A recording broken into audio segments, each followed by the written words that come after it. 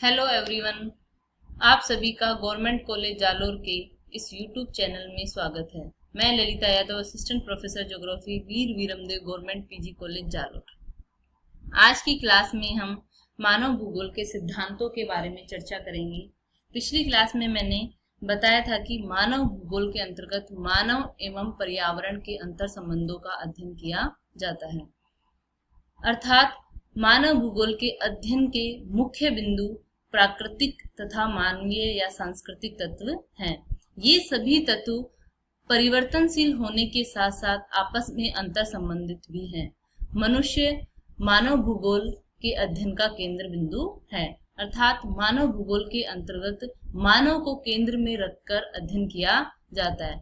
मानव एक सक्रिय भौगोलिक कारक है जो पर्यावरण के विभिन्न तत्वों में परिवर्तन करता है तथा स्वयं भी पर्यावरण से प्रभावित होता है, अर्थात वह उसके साथ समायोजन की कोशिश करता है। इस प्रकार भौतिक वातावरण तथा मानव के पारस्परिक अंतर संबंधों को समझने के लिए मानव भूगोल में मुख्य रूप से 3 सिद्धांतों का अध्ययन किया जाता है। इन सिद्धांतों को विकसित करने में फ्रांसीसी भूगोलवेताओं का महत्वपूर्ण योगदान रहा है। वर्तमान में इन सिद्धांतों को मानव भूगोल में काफी मान्यता प्राप्त है। ये 3 सिद्धांत इस प्रकार हैं। पहला सिद्धांत है क्रियाशीलता का सिद्धांत, प्रिंसिपल ऑफ एक्टिविटी, जिसे परिवर्तन के सिद्धांत के नाम से भी जाना जाता है, प्रिंसिपल ऑफ चेंज। दूसरा है पार्थिव एकता का सिद्धांत, प्रिंसिपल ऑफ टेरेस्ट्रियल यूनिटी, जिसे अंतर संबंध के सिद्धांत के नाम से भी जाना जाता है, प्रिंसिपल ऑफ इंटर रिलेशनशिप। तीसरा सिद्धांत है क्षेत्रीय विभेदीकरण का सिद्धांत, प्रिंसिपल ऑफ एरियल डिफरेंशिएशन, जिसे क्षेत्रीय विविधता के सिद्धांत के नाम से भी जाना जाता है, प्रिंसिपल ऑफ एरियल डाइवर्सिटी। आज की क्लास में हम क्रियाशीलता के सिद्धांत की विस्तृत चर्चा करेंगे। पृथ्वी धरातल पर पाए जाने वाले भौतिक तथा सांस्कृतिक घटक सतत परिवर्तनशील हैं। इन सभी भौतिक व सांस्कृतिक तत्वों में क्षण प्रतिक्षण कुछ ना कुछ परिवर्तन होता रहता है। स्वयं पृथ्वी तथा उस पर पाए जाने वाले जैविक व अजैविक तत्व समय के साथ बदलते रहते हैं। इसलिए कहा भी जाता है कि परिवर्तन प्रकृति का नियम है, change is the law of nature. इसी सिद्धांत के संबंध में जीन ब्रुंज महोदय ने कहा है कि हमसे संबंधित प्रत्येक तत्व परिवर्तित होता रहता है। प्रत्येक वस्तु या तो घट रही है या बढ़ रही है, वास्तव में कुछ भी स्थिर नहीं है, क्योंकि भूगोल के भौतिक व मानवीय तत्व निरंतर परिवर्तनशील दृष्टि से उनका अध्ययन किया जाता है। इस प्रकार प्रकृति का प्रत्येक तत्व परिवर्तनशील है। प्रकृति का प्रत्येक जीव या पदार्थ का एक निश्चित जीवन काल होता है और प्रकृति के नियमानुसार ही संसार में प्रत्येक जीव व अजीव की उत्पत्ति होती है, उसका विकास होता है और उसका विनाश जो है वो एक निश्चित होता है, जिसे हम जीवन चक्र कहते हैं।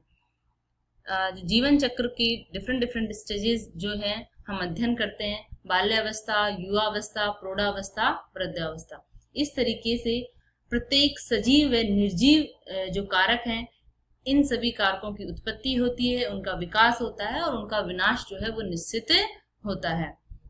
भौतिक एवं दृश्य घटनाएं जैसे पर्वत, पठार, मैदान, वनस्पति, जलवायु, मौसम, पृथ्वी की गतियां, ज्वालामुखी, भूकंप आदि, ये सभी भी परिवर्तनशील है। फॉर एग्जाम्पल पर्वतों की सबसे पहले किसी स्थान का उत्थान होता है, उसके पश्चात जो है अपक्षय व अपर्दन के कारकों के द्वारा जो है उनका कटाव होता है और लास्ट में वो संप्राय मैदान में बदल जाते हैं। इस तरीके से इनका उत्थान, उनका विकास और विनाश की जो एक निश्चित प्रक्रिया घटित होती है। जलवायु को यदि अपन देखें तो जलवायु के विभिन्न तत्व, आर्द्रता, तापमान, वर्षा, हवा, वायुदाब, ये सभी भी क्षण प्रतिक्षण परिवर्तित होते रहते हैं।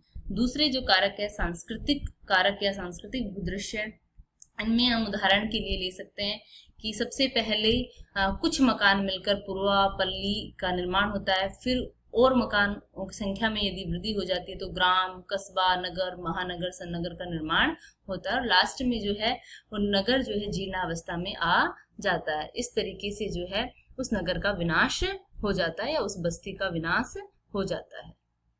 इस प्रकार इस सिद्धांत के अनुसार प्रकृति का प्रत्येक तत्व परिवर्तनशील है। प्रकृति के विभिन्न तत्वों में परिवर्तन के लिए विभिन्न कारक उत्तरदायी हैं। इन कारकों को हम मोटे मोटे रूप से 3 भागों में विभाजित कर सकते हैं: भौतिक शक्तियां, जैविक शक्तियां व मानव शक्तियां।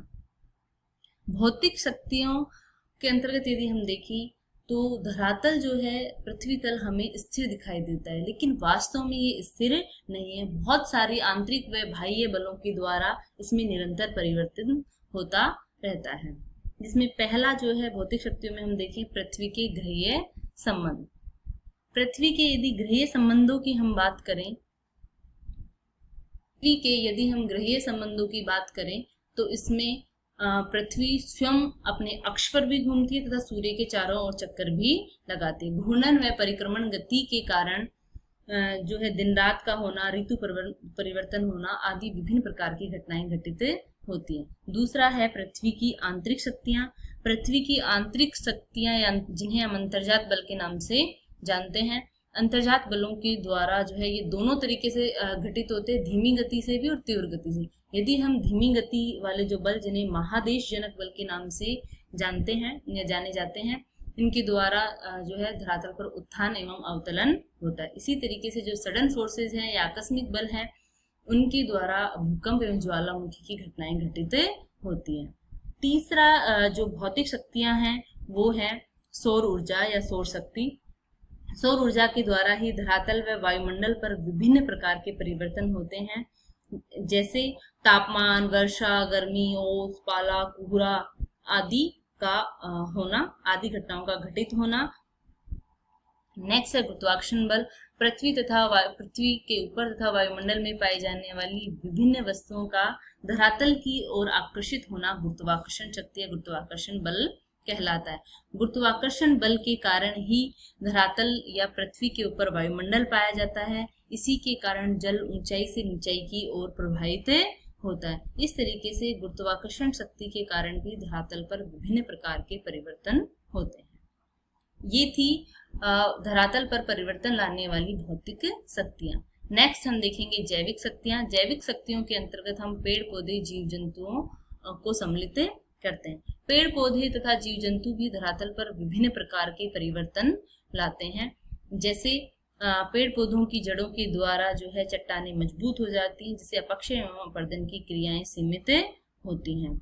दूसरी तरफ पेड़ पौधों की जड़ों से जो है चट्टानों में दरारें पड़ जाती है, जिससे मिट्टी ढीली भी पड़ जाती है। इसी तरीके से जीव जंतु भी जो वनस्पति को आवरण को नष्ट करने के कारण अपक्षय अपर्दन की गति को तीव्रता मिलती है और अपने जो पैरों के द्वारा जो है ये मिट्टी को असंरक्षित कर देते हैं, जिससे भी अपर्दन की क्रिया में वृद्धि होती है। और तीसरा जो कारक है वो है मानव शक्तियां। मानव जो शक्ति है, हमने पहले भी बात करी है कि मानव स्वयं एक क्रियाशील भौगोलिक कारक है। ये वातावरण में निरंतर परिवर्तन करता रहता है।